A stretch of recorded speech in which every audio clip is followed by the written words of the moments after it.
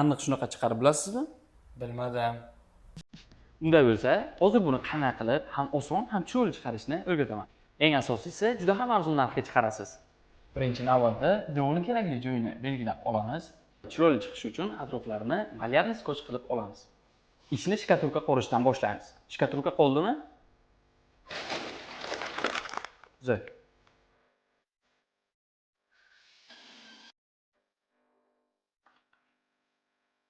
Hamma joyga bir xil qilib surtamiz.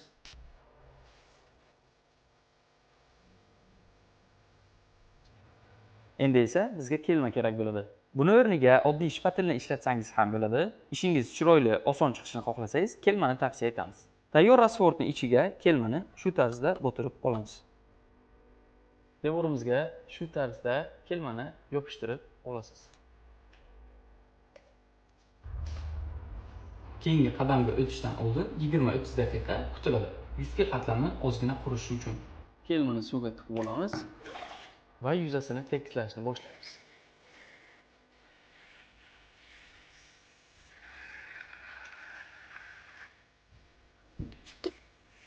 Xuddi shu tarzda kelmani bir xil tortasiz. Ko'p qattiq bossangiz tekstura buzilishi mumkin. Tayyor bo'lgandan keyin malyarni skochni sekin tortsangiz ham bo'ladi.